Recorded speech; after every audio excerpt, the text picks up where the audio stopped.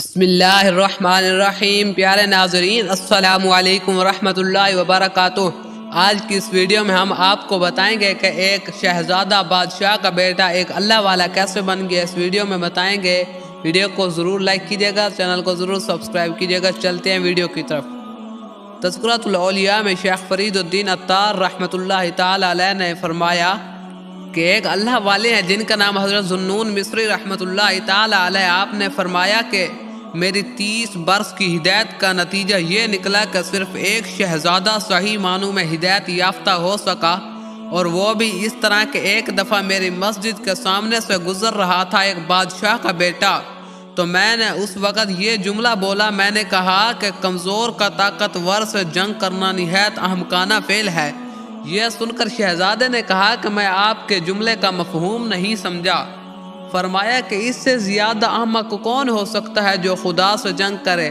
خدا تعالیٰ طاقتور و قوی ہے اور ہم لاچار ہیں، ہمیں اپنی زندگی پر بھروسہ بھی نہیں ہے۔ یہ سن کر وہ چلا گیا، اور دوسرے دن اس نے آ کر حضرت ذوالنون مصری رحمۃ اللہ تعالی علیہ سے پوچھنے لگا کہ وصال خداوندی کے لیے، یعنی خدا تعالیٰ سے ملاقات کے لیے کون سی راہ اختیار کی جائے؟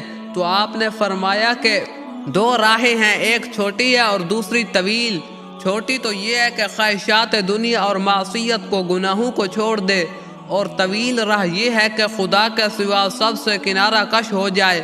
اس نے عرض کیا کہ میں یہی طویل راہ اختیار کر رہا ہوں، اور اس کے بعد اپنی عبادت اور ریاضت سے ابدالوں کے مقام تک پہنچ گیا، اللہ کا ولی بن گیا۔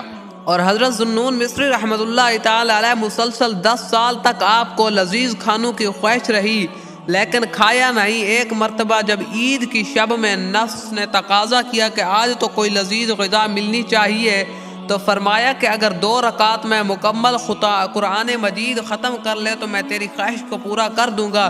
یعنی آپ نے اپنے نفس سے یہ فرمایا، تو نفس نے آپ کی یہ خواہش منظور کر لی، یعنی میں 2 رکعتوں میں قرآن مجید ختم کراتا ہوں اور مجھے غذا ملنی چاہیے۔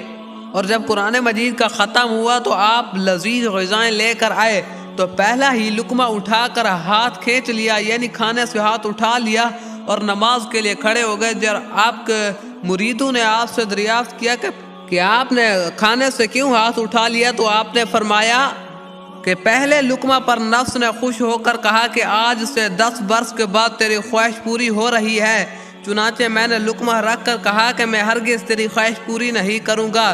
لیکن اس وقت ایک شخص عمدہ کھانے کی دیگ لیے ہوئے حاضر ہوا اور عرض کیا کہ میں بہت مفلس اور بال بچوں والا ہوں، مگر آج میں نے صبح عید کی وجہ سے لذیذ کھانا پکوایا اور سو گیا۔ چنانچہ خواب میں حضور نبی کریم صلی اللہ تعالی علیہ وسلم کی زیارت ہوئی، تو آپ نے فرمایا کہ اگر معاشر میں مجھ سے ملنے کا خواہش مند ہے تو یہ کھانا ذوالنون کو دے کر آ، اور میرا یہ پیغام بھی پہنچا دے کہ وقتی طور پر اپنے نفس سے صلح کر کے 1-2 لقمہ یہ کھانا چکھ لے۔ حضور کا یہ پیغام سن کر کہا کہ فرما بردار کو اس میں کیا دریغ ہو سکتا ہے؟ یہ کہہ کر آپ نے تھوڑا سا کھانا چکھ لیا۔ اور آپ کا ایک مرید تھا جس نے 40 چلے کھینچے اور 40 حج کیے، 40 برس سویا نہیں اور مراقبہ کرتا رہا۔ عرض کیا کہ اتنی عبادت اور ریاضت کے باوجود آج تک اللہ تعالی مجھ سے کبھی ہم کلام نہیں ہوا، اور نہ کبھی رموز خداوندی مجھ پر منکشف ہو سکے۔ لیکن نعوذ باللہ یہ اللہ تعالیٰ کا شکوہ نہیں بلکہ اپنی بد نصیبی کا اظہار کیا۔ آپ نے فرمایا کہ خوب شکم سیر ہو کر کھانا کھاؤ اور عشاء کی نماز پڑھے بغیر آرام سے سو جاؤ۔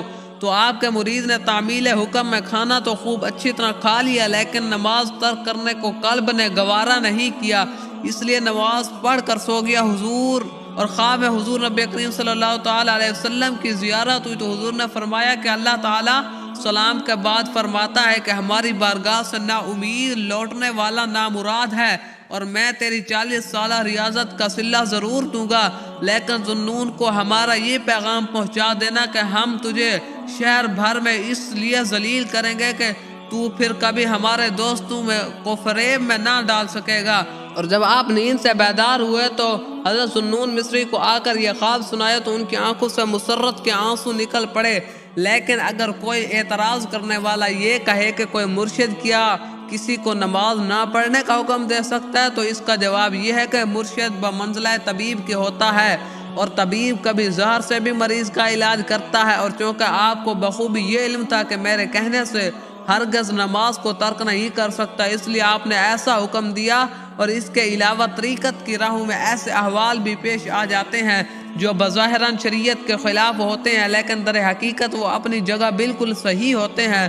جس طرح حضرت خضر علیہ السلام کو لڑکے کے قتل کا حکم دیا گیا، لیکن منشائے خداوندی یہی تھی کہ گویا بات اپنی جگہ مسلم ہے کہ خلاف شرع کوئی کام نہ کیا جائے، لیکن راہ طریقت میں ایسے احوال ضرور پیش آتے ہیں جس کا انکار نہیں کیا جا سکتا۔ اور آپ نماز کی نیت کرتے وقت اللہ تعالیٰ سے یہ عرض کرتے کہ تیری بارگاہ میں حاضری کے لیے کون سا پاؤں لاؤں، اور کون سی آنکھوں سے قبلہ کی جانب نظر کروں، اور کون سی زبان سے تیرا بھید بتاؤں، اور تعریف کے وہ کون سے الفاظ ہیں جن سے تیرا نام لوں۔ لہٰذا مجبوراً حیا کو ترک کر کے تیرے حضور حاضر ہو رہا ہوں۔ اس کے بعد نیت باندھ لیتے اور اکثر خدا تعالیٰ سے یہ عرض کرتے کہ آج مجھے جن مصائب کا سامنا ہے وہ تو تیرے سامنے عرض کرتا رہتا ہوں، لیکن محشر میں بدعمالیوں کی وجہ سے جو اذیت پہنچے گی اس کا اظہار کس سے کروں گا؟ لہٰذا مجھے عذاب کی ندامت سے چھٹکارا عطا کر دے میرے مولا۔ اور ایک مرتبہ حضرت بایزید بسطامی رحمۃ اللہ تعالی علیہ حضرت امام جعفر صادق کی خدمت میں حاضر تھے، تو حضرت امام جعفر صادق رحمۃ اللہ تعالی علیہ نے فرمایا کہ اے بایزید، فلاں طاق میں جو کتاب رکھی ہے وہ اٹھا لاؤ۔ آپ نے دریافت کیا کہ وہ طاق کس جگہ پر ہے؟ امام جعفر صادق رضی اللہ تعالی عنہ نے فرمایا کہ اتنے عرصہ رہنے کے بعد بھی تم نے طاق نہیں دیکھا؟ آپ نے عرض کیا کہ طاق تو کجا، میں نے آپ کے روبرو کبھی سر بھی نہیں اٹھایا۔ اس وقت امام جعفر صادق رضی اللہ تعالی عنہ نے فرمایا اب تم مکمل ہو چکے ہو، لہٰذا بسطام واپس چلے جاؤ۔ ایک مقام پر آپ کسی بزرگ سے نیاز حاصل کرنے پہنچے، تو جس وقت آپ ان کے نزدیک ہو گئے تو دیکھ کہا کہ انہوں نے کعبہ کی جانب تھوک دیا ہے۔ یہ دیکھ کر آپ ملاقات کیے بغیر واپس آ گئے، اور آپ نے فرمایا کہ اگر وہ بزرگ طریقت کے درجوں کو جانتا تو شریعت کا منافی کام نہ کرتا۔ آپ کے ادب کا یہ عالم تھا کہ مسجد جاتے وقت راستے میں بھی نہ تھوکتے۔ سفر حج میں چند قدموں کے بعد آپ نماز ادا کرتے ہوئے فرماتے کہ بیت اللہ دنیاوی بادشاہوں کا دربار نہیں جہاں انسان ایک دم پہنچ جائے۔ اس طرح آپ پورے 12 سال میں مکہ معظمہ پہنچے، 12 سال لگے آپ کو، لیکن حج کے بعد مدینہ منورہ تشریف لے گئے اور فرمایا کہ یہ کوئی معقول بات نہیں کہ حج کے طفیل میں مدینہ منورہ چلے جاؤں۔ اس کی زیارت کے لیے انشاءاللہ پھر کسی دوسرے موقع پر حاضر ہوگا۔ چنانچہ جب دوسرے سال مدینہ منورہ روانہ ہوئے تو 100 افراد آپ کے ہمراہ ہو گئے، لیکن آپ نے اس سے چھٹکارا حاصل کرنے کی اللہ تعالیٰ سے دعا کی، اور ایک دن نماز فجر کے بعد آپ نے لوگوں سے کہا کہ میں خدا ہوں، اس کے باوجود بھی لوگ میرے پرستش نہیں کرتے۔ یہ سنتے ہی لوگ آپ کو پاگل سمجھ کر کنارہ کش ہو گئے، لیکن در حقیقت یہ الفاظ آپ نے لسان غیب سے فرمائے۔ ایک مرتبہ راہ میں آپ کو ایک ایسی کھوپڑی پڑی ہوئی مل گئی جس پہ یہ تحریر تھا کہ سمن بکمن عمیٌ فہم لا یعقلون، یعنی وہ گنگے بہرے اور اندھے ہیں اس لیے وہ عقل نہیں رکھتے۔